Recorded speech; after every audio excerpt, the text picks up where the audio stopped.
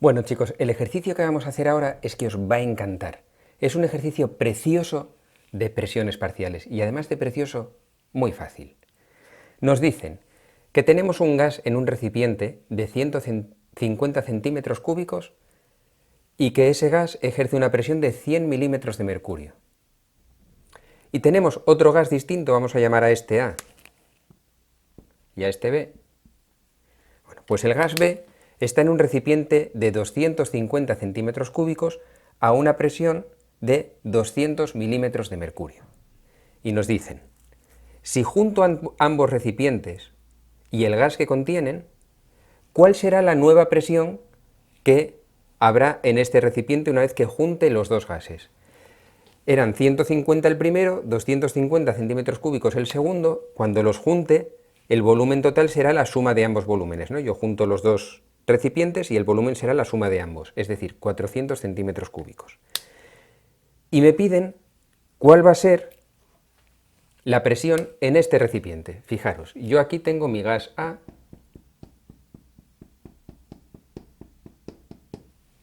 por ahí dando vueltas, aquí tengo el gas B,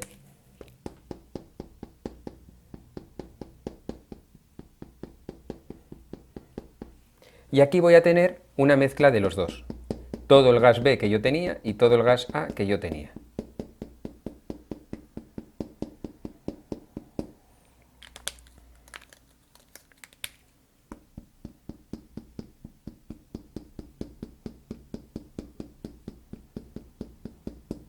Así.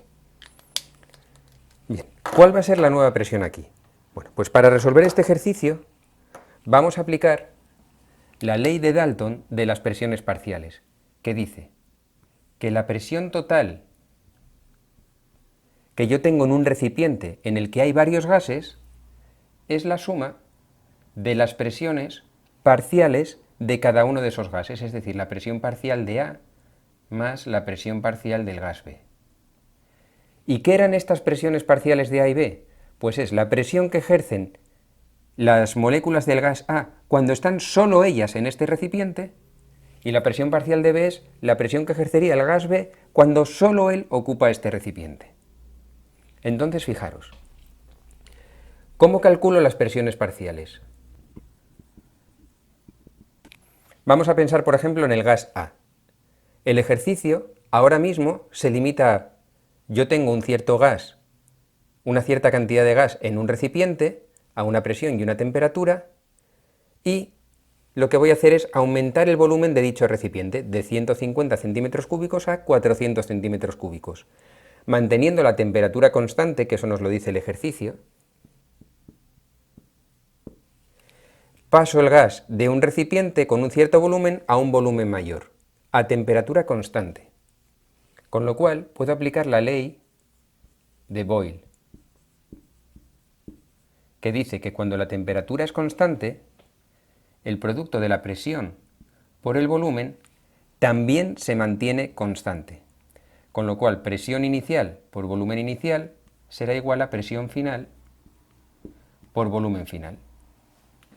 Y de aquí despejo, la presión final es presión inicial por volumen inicial entre volumen final. Voy a aplicar esto tanto al gas A como al gas B, porque lo que quiero calcular es precisamente esta presión.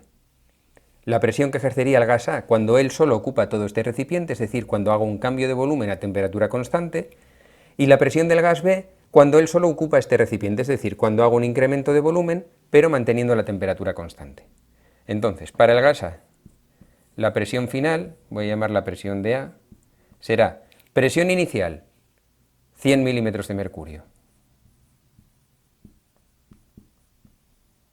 por volumen inicial, 150 centímetros cúbicos, entre volumen final, que son 400 centímetros cúbicos. 37,5 milímetros de mercurio. Para el gas B, la presión final de B, que será la presión parcial en ese recipiente, será presión inicial de B, 200 milímetros de mercurio, por volumen inicial de B, 250 centímetros cúbicos, entre el volumen final.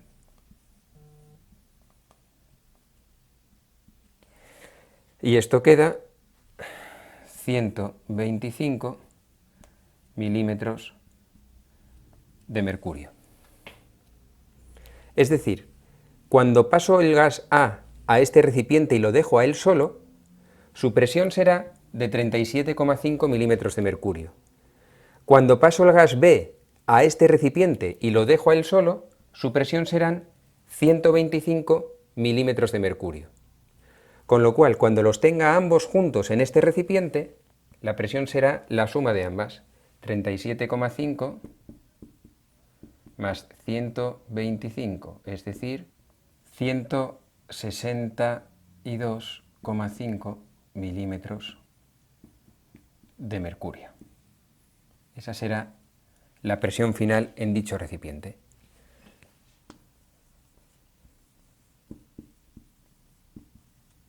Recordad, hemos aplicado la ley de Dalton, la presión total es la suma de las presiones parciales, y para calcular las presiones parciales hemos aplicado la ley de Boyle, porque la temperatura se mantiene constante.